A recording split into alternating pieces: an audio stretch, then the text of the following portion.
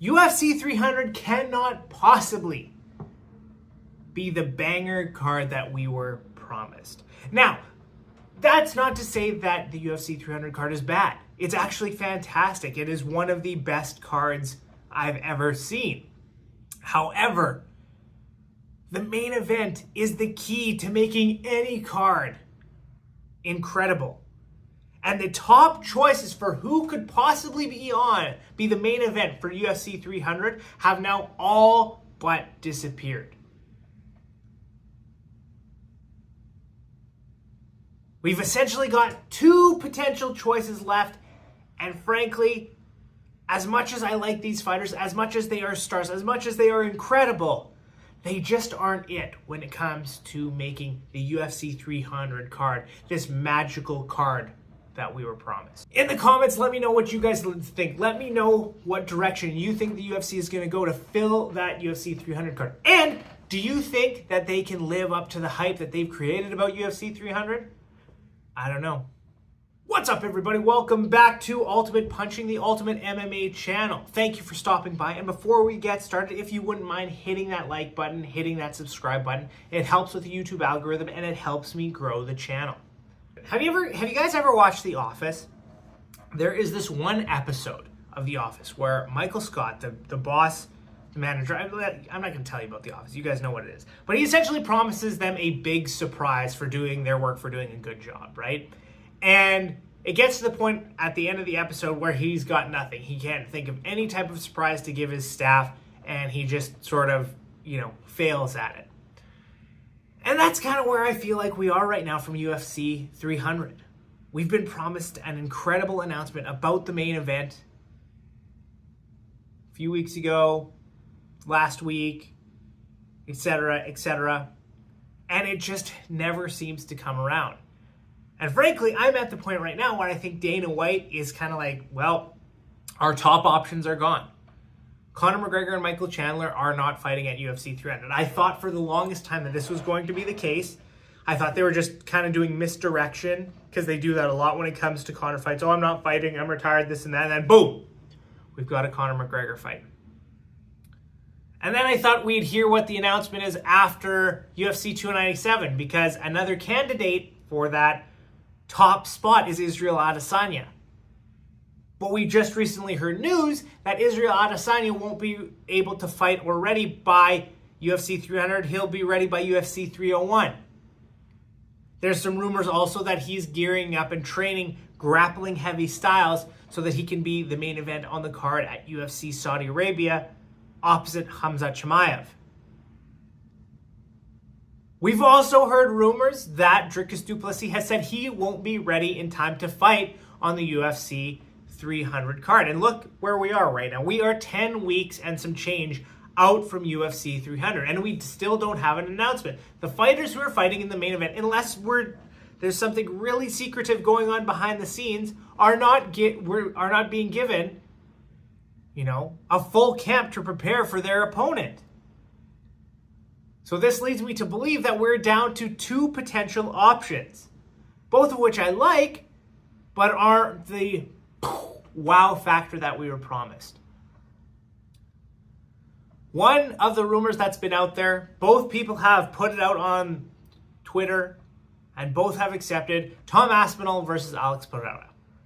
Now, I like this fight as sort of a super fight and something that these two should do, but I want them to defend their titles a little bit more before we see that happen. Either way, both of them are fairly famous fighters. They're both incredible fighters.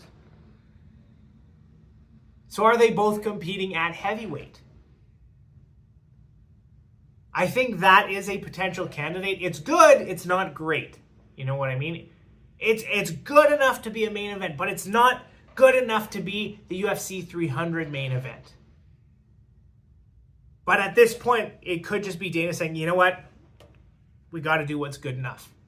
That's good enough, right? Because it doesn't look like they're going to be able to get that one fight that's going to create a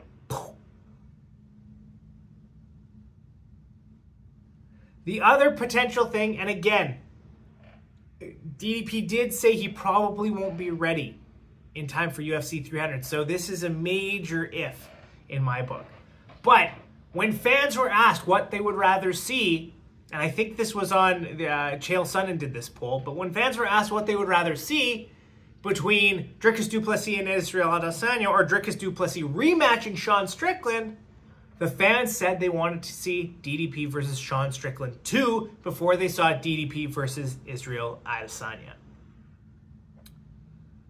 So, again, DDP versus Strickland, great fight. Strickland's a huge star. He's getting more and more star power every day from what I can see. But, once again, does this create the... We just saw this happen at UFC 297. And while enjoyable, it wasn't the that everybody was expecting. It didn't have the pop that everyone was expecting.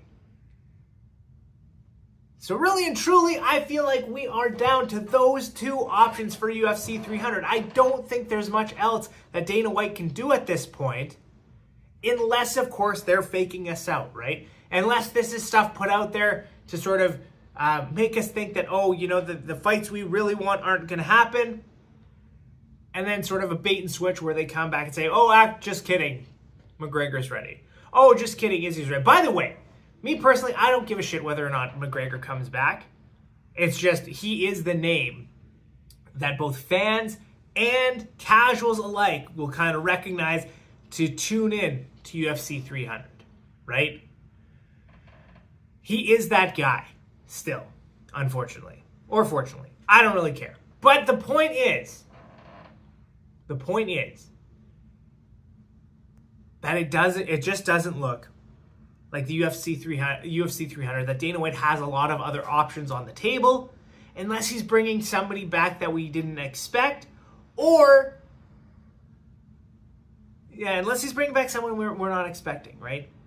Now, of course, another rumor out there that we should address is the fact that Leon Edwards and Belal Muhammad are supposed to fight for the welterweight title at UFC 300. A lot of people have said that, which, again, I don't mind that being on the card, and I'm a fan of Belal Muhammad. I know, you guys probably don't think I'm being serious, but I am.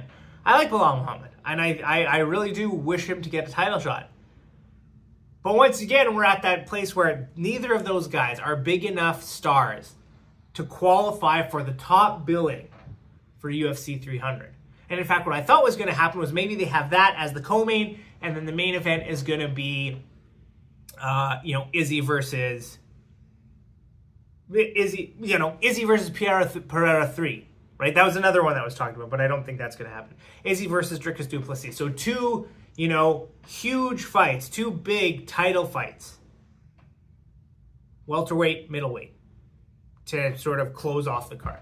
I thought that was another possibility, but Dana keeps shooting videos with the UFC 300 card in the background, and there looks like there's only one spot left that he needs to fill. Now, again, this could just be one of these things. That could just be like his normal card thing, but he's going to say, well, okay, we'll put 2 title fights in there. I don't know what he's going to do. But like I said, from everything that we've seen, from all the rumors that we've heard, it really and truly only looks like we're going to see Aspinall versus Periera, or Strickland versus Dricus Du Plessis 2. Those are the only 2 possibilities that I can see happening at this point, based on everything that's been said. But if we're being faked out, if we're being sort of taken on a ride, I could be wrong. But I'm just surprised. 10 weeks out, we still don't know who the main event is for UFC 300. Thank you guys for stopping by, and thanks for watching.